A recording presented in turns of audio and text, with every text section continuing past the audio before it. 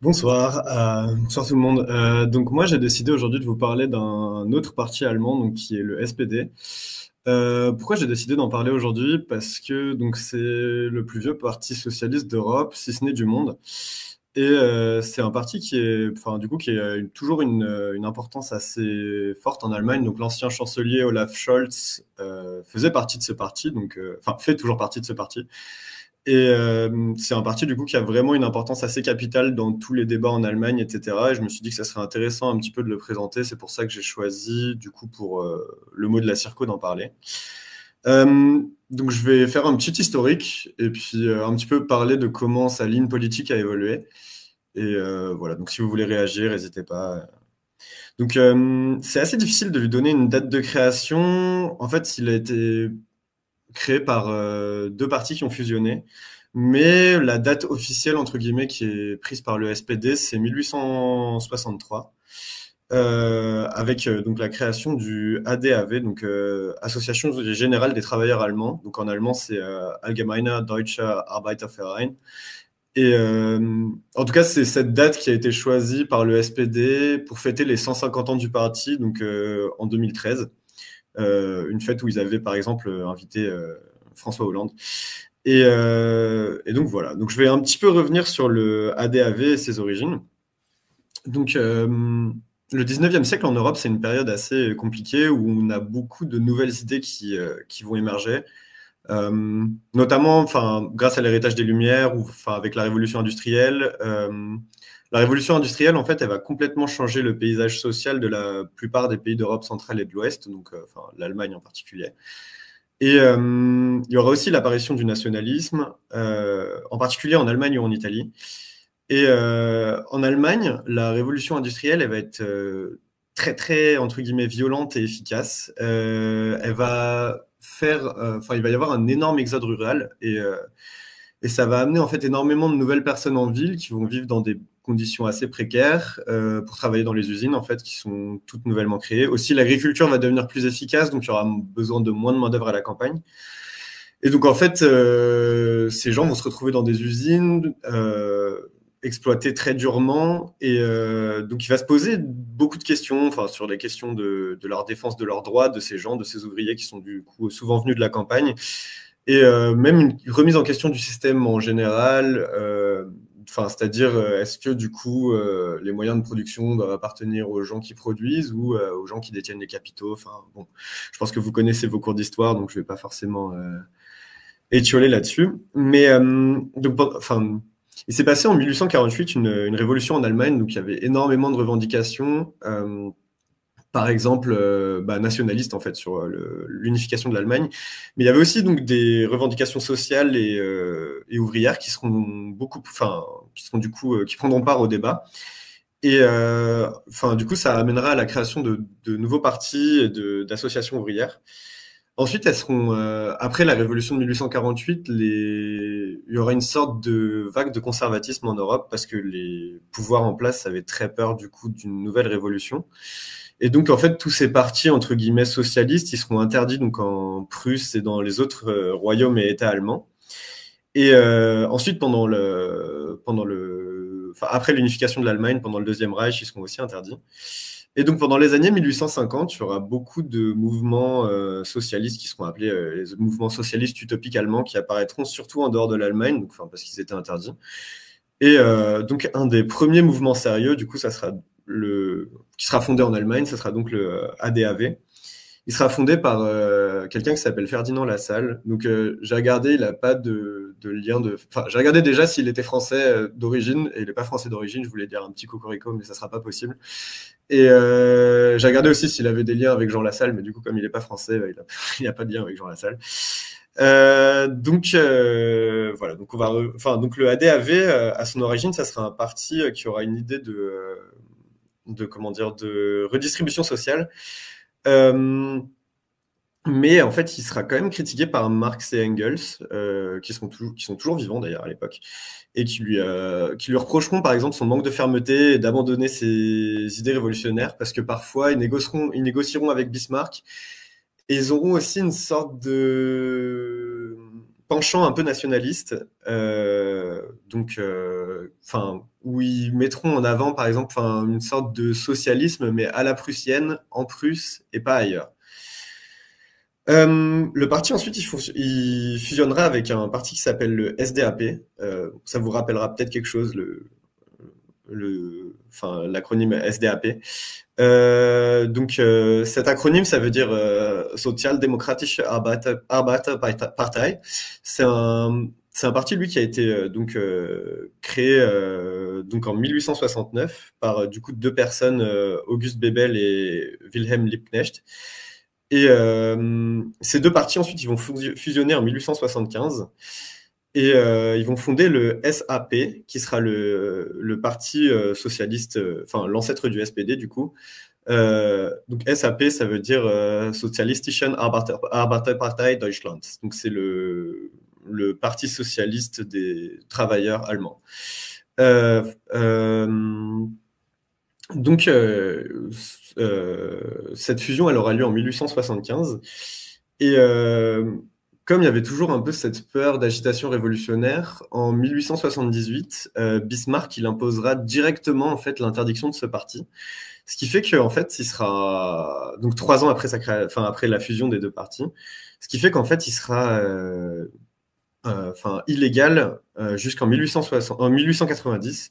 Donc ça veut dire que pendant 12 ans, en fait, ce parti existera, mais dans l'illégalité. Euh, Durant ces premières années et jusqu'à la guerre mondiale, le parti sera vachement divisé entre deux courants. Un courant qui sera révolutionnaire et un courant qui sera réformiste. Ça sera un petit peu enfin, quelque chose de très classique dans les partis socialistes européens à l'époque.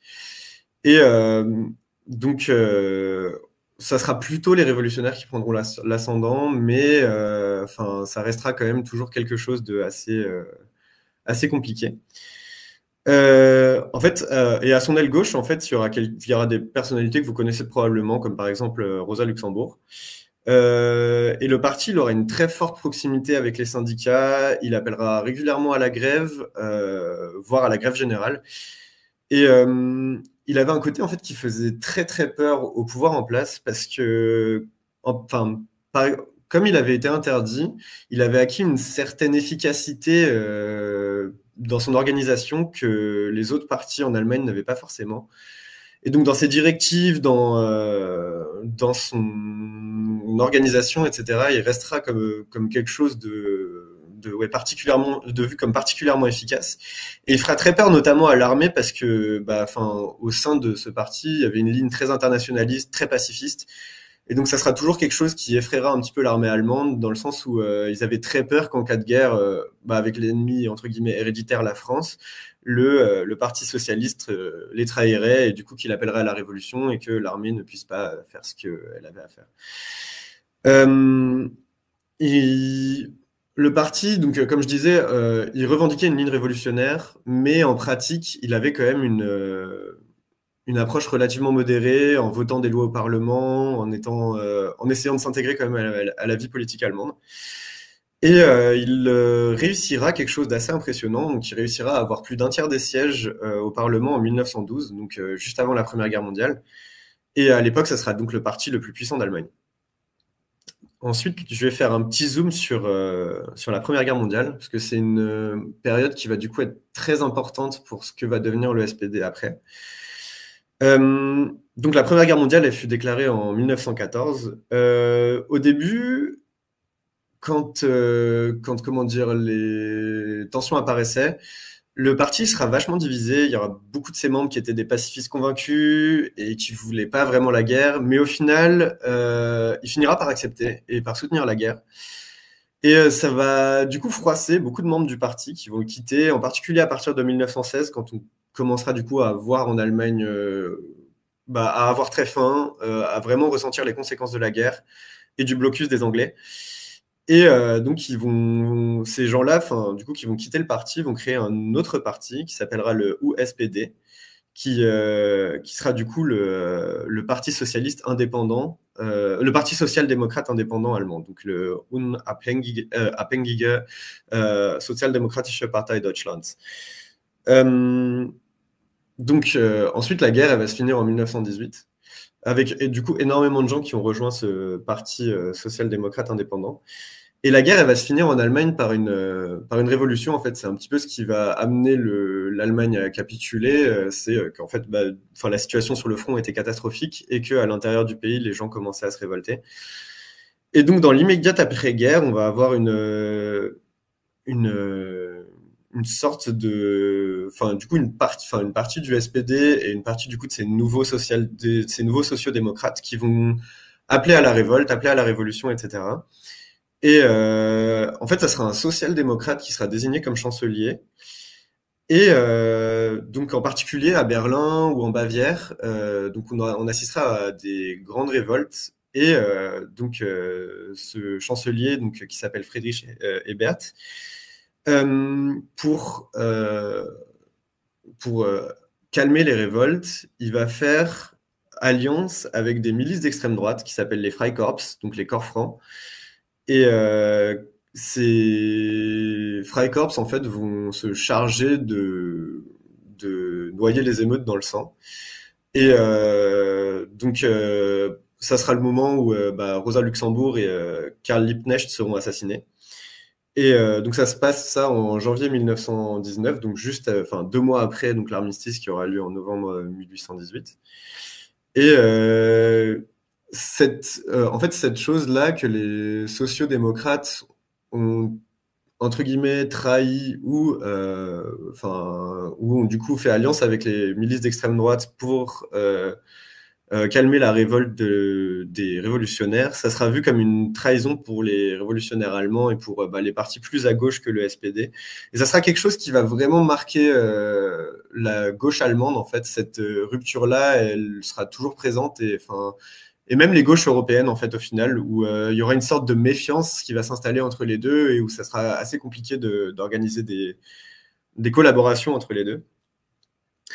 Donc juste après donc du coup la fin de la révolte, le parti sera élu aux élections législatives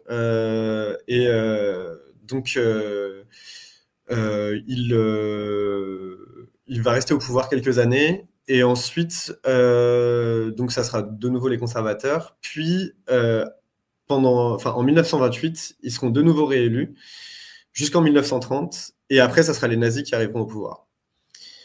Donc en 1933. En 1933, ça sera le seul parti qui votera pas les pleins pouvoirs à Adolf Hitler au Parlement. C'est un petit peu entre guillemets de la triche parce que les communistes en fait avaient déjà pour la plupart été arrêtés ou alors ils pouvaient plus voter parce qu'ils avaient été interdits d'aller au Parlement. Et donc le SPD après, juste après ça, il sera interdit donc en juin 1933. Et ça remarquera une nouvelle période d'interdiction pour lui, donc lui qui avait déjà été interdit donc de 1878 à 1890. Et donc il sera interdit de 1933 jusqu'à 1945.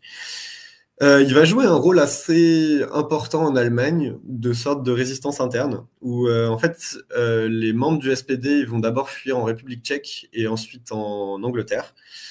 Et il organisera une résistance interne au nazisme et donc avec certains réseaux organisés, etc.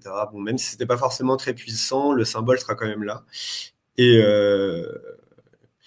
donc ensuite, en 45, donc après la victoire des Alliés, le parti sera de nouveau rendu légal en Allemagne de l'Ouest, et en Allemagne de l'Est, il va fusionner avec les communistes.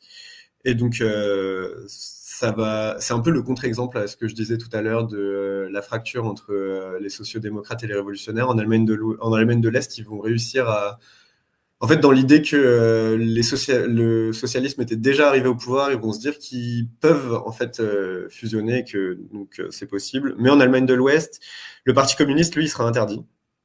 Donc en fait, ça sera le parti entre guillemets le plus à gauche, le Parti social-démocrate. Il passera ensuite 20 ans en dehors du pouvoir, jusqu'à l'élection de Willy Brandt en 1969.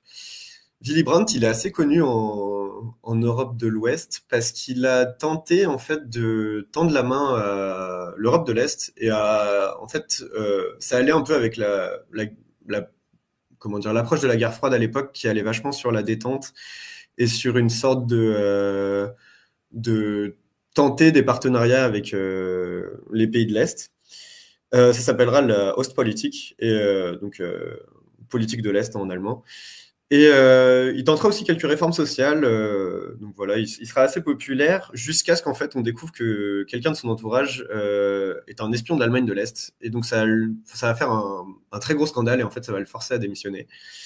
Et ensuite, il y aura donc son successeur, qui sera aussi un social-démocrate, Helmut Schmidt, qui lui, il aura une ligne plus dure avec le bloc de l'Est et il aura un peu moins la fibre sociale que son prédécesseur.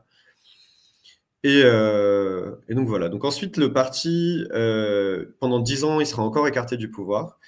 Et le prochain chancelier du SPD, ça sera donc Gerhard Schröder, dont Mathie a parlé avant, où Oscar Lafontaine était son ministre des Finances, je crois. Donc ça, c'était dans les années 90. Schröder, en fait, il va avoir une approche beaucoup plus libérale. En fait, il va un peu abandonner les politiques keynésiennes qui faisaient comment dire, un petit peu le cœur du parti social-démocrate, en tout cas dans les années 70 et avant.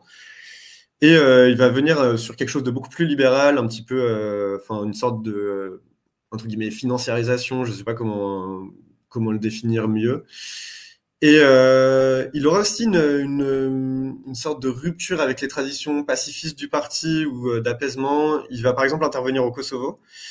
Et il sera aussi plus dur sur les réformes sociales. Donc comme je disais, bah, il n'avait pas trop confiance en le keynésianisme, etc. Et pour le petit fun fact, Schröder, après, il finira par travailler pour Gazprom en Russie. Le SPD, il est beaucoup accusé de ça, de sa proximité, enfin, d'avoir été proche, en fait, depuis Willy Brandt, de l'Union soviétique et ensuite de la Russie. Et c'est vrai que Schröder, en fait, c'est un petit peu l'exemple enfin, on se dit, oui, des fois, c'est vrai quand même. Donc voilà, ensuite ça sera Merkel au pouvoir et donc le SPD il fera partie de certaines coalitions mais il sera quand même toujours sur un rôle de deuxième plan. Et bah, la dernière fois qu'on a eu un chancelier donc du SPD, donc c'était avec Scholz, qui a eu un mandat lui qui était particulièrement difficile. C'est vrai que c'est assez difficile de prendre du recul aussi parce que c'est vrai que c'est des choses qui sont toutes récentes. Mais il a eu à gérer la guerre en Ukraine et l'après-Covid. Et enfin, il avait une coalition avec trois partis, donc les libéraux, les Verts et donc lui-même. Et bah, cette coalition va éclater. Et maintenant, en fait, la question se pose en fait du nombre de votants qu'ils vont réussir à avoir. C'est vrai que, enfin, moi, je trouve qu'ils ont fait une campagne intéressante. Donc, on sait pas trop. Enfin, c'est vrai que dans les sondages, ils sont annoncés à 15%, à 16%. Mais peut-être qu'ils feront plus. J'ai cru voir aussi qu'il y avait beaucoup d'indécis. Et donc voilà, je voulais pas faire une chronique pub pour le SPD particulièrement, mais voilà, donc on verra bien ce qui se passera ce week-end et si ils feront une coalition éventuellement avec les conservateurs pendant les prochaines élections. Et ensuite, du coup, je pense qu'on va pouvoir passer à la prochaine chronique. Bonne soirée!